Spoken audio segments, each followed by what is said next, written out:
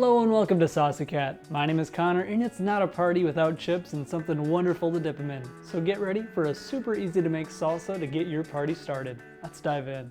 First things first, we have a little bit of prep work to do. We'll start by roughly chopping up a red onion. We're only going to use half of it and our food processor is going to do a lot of the work, so don't worry about making it look too pretty.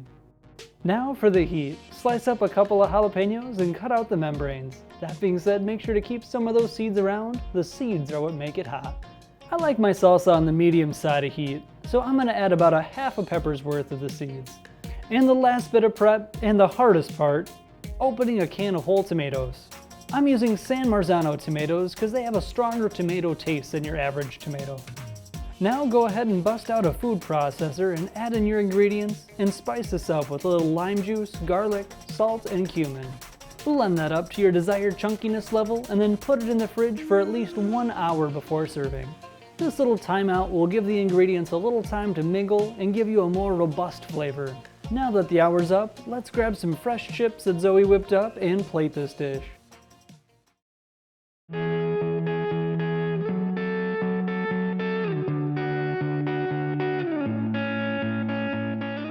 This was so easy to make.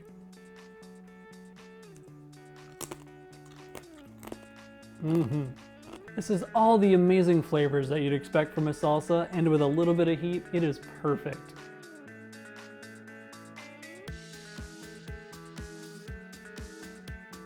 Well, that is going to do it for today. I want to thank you so much for watching. Stay tuned for later this week when Zoe whips up some homemade tortilla chips for our salsa.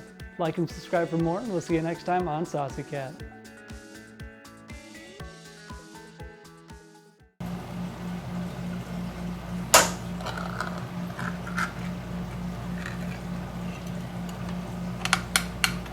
Okay, this can is actually giving me some trouble. There we go.